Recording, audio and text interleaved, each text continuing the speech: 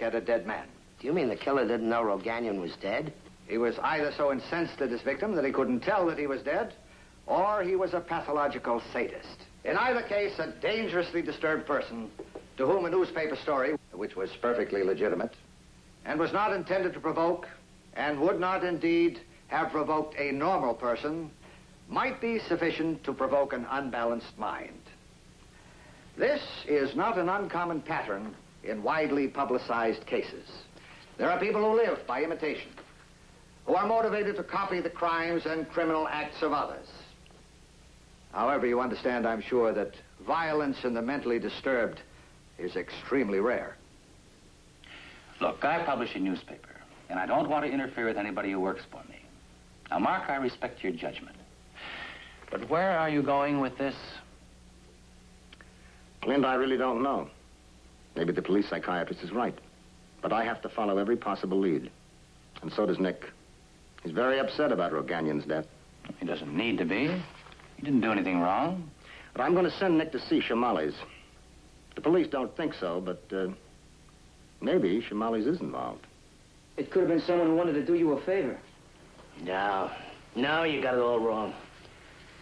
Listen, kid, maybe you see too many movies or something, but I don't have no friends no more. I figured to go to the chair. You hated Philip Roganian, didn't you? What do you mean, hate? He was like a traffic light. When that hit's red, you don't sit there and hate it, do you? And I'm not a psycho, mister. You killed 2 people to get a car. I needed a car. Why should I get this kid knocked off? What was in that for me? Listen, everything I ever did in my life, I did for a reason. It was something I wanted or needed. Would killing this kid get me out of here? No. Would it get me off in the chair? Would it even add 10 minutes to my life? No. What have I got with this kid dead, huh? Satisfaction. Revenge. Revenge. You can't eat revenge, mister. You can't drink it, you can't smoke it, you can't cuddle up with it, so what good is it? But you're glad he was killed, aren't you? Aren't you? Glad? What for? If I ever had a chance of getting off in the chair, it's gone now. Some punk knocked off this kid, and what did he do for me? He stuck me with a killing I had nothing to do with. I gotta pay for the Roganian killing. You tie that? No friend of mine knocked him off. Some enemy, more likely. Somebody wanted to make sure I burn. That's all. Yeah. Thanks.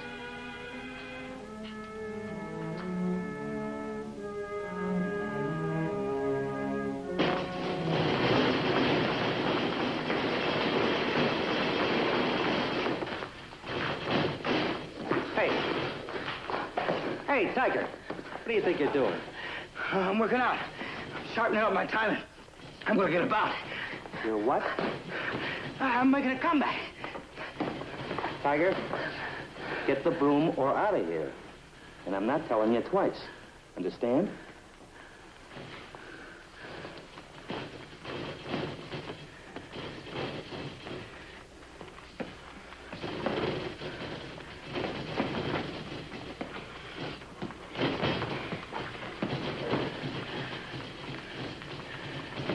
Hey, Barry. Barry. If you've done a favor for somebody, and he was supposed to do you some good, but he maybe didn't know you was the guy who done the favor, how would you let him know, huh? Tiger, I'm trying to figure the first 2 races. Ask someone else, huh? Barry, please help me. I can't figure this out by myself. Please, huh? Okay. You did somebody a favor? Well, not me exactly. It was a fella I know. He done a favor. Yeah, okay, now what? Well, it was a big favor.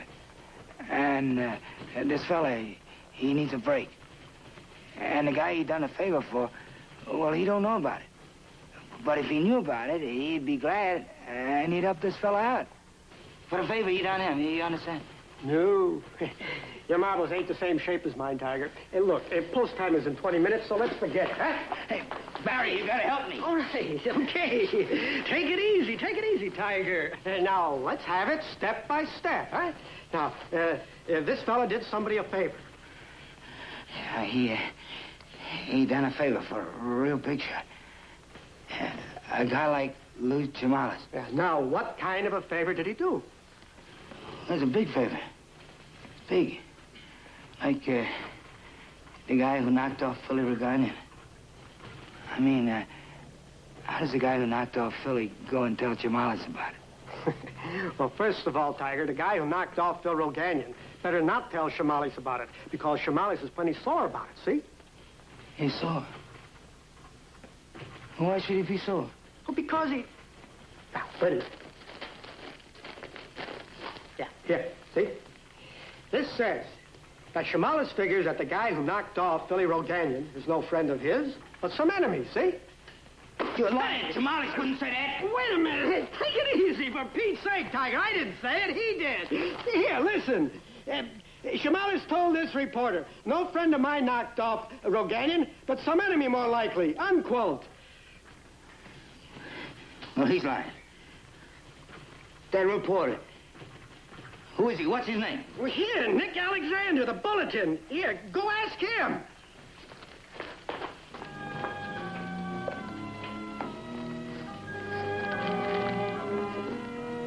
Alexander. The Bulletin.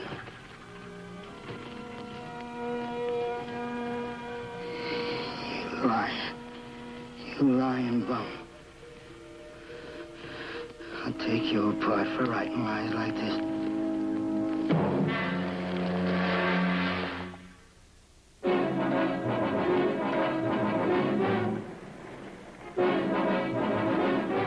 All right, Dave, all right. Send Sullivan out to Queens and put Brill on the thing at the Waldorf. Brill? You'll have to rent a tux. So? Hello, Nick. Hi. You going to dinner? Yeah. Nick, Joe Regagnon is waiting for you. What does he want? Who knows? Pity, forgiveness, human comfort, you name it, he needs it. Dave here has been talking to him for the past hour. I feel sorry for him. No, you feel sorry for everybody. Nick, wait a minute. You're going to be rough on him, huh? I think so. Look, as long as you feel that way about it, why don't you come with me? We'll give Dave here a chance to get rid of him. Sure, I wouldn't want to see him hurt any more than he has been.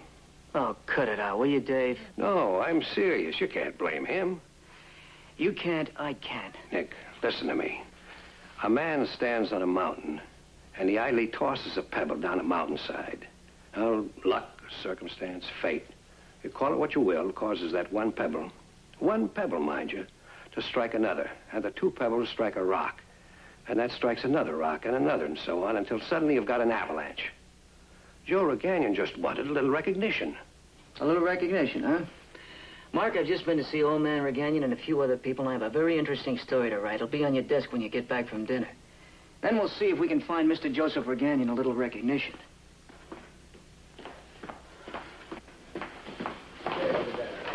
Mr. Alexander? Hello. Mr. Alexander, it's something I've got to tell you.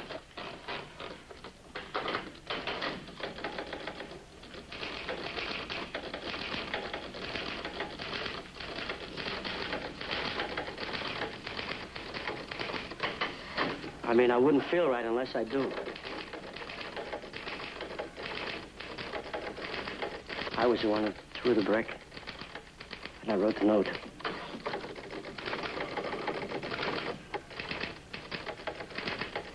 You understand what I'm saying? That hot flash of yours is just a little late, buddy.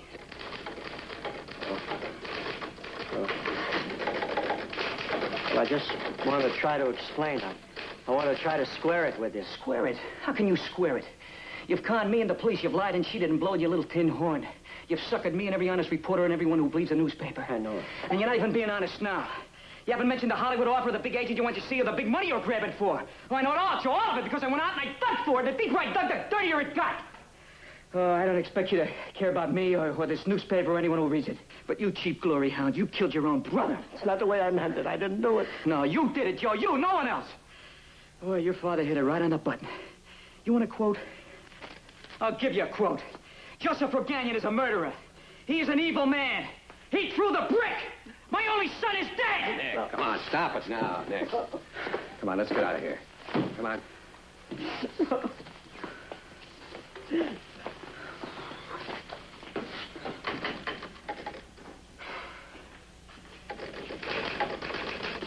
Why don't you down and get yourself a drink? Hey, Joey, what are you doing here? Hey, Joey, you sick? You all right? What do you want, buddy? Alexander, Nick Alexander. I want to talk to him. He's popular tonight. I'll tell him you're here. What's your name? Tiger Barnes. Ira, they're sending me out for pizza. You want some? Who can eat that anymore? Bring me back an egg sandwich and some buttermilk. Okay. Now, sit down over there.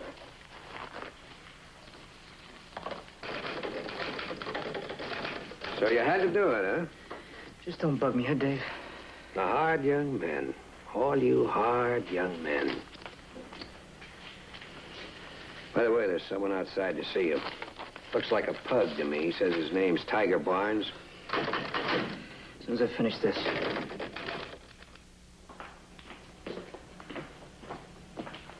You want to see me? Huh? Yeah. Hey, you this guy that wrote this here? Yeah, that's right. I don't understand. Why is Mr. Jamali sore? Sure. Yeah, I mean, you say he's sore at the guys that killed Phil Reganian. Why? Who knows? Well, if you write something in the paper, I want to know if it's the truth. Look, mister, the story's true, every word of it, okay? No, wait.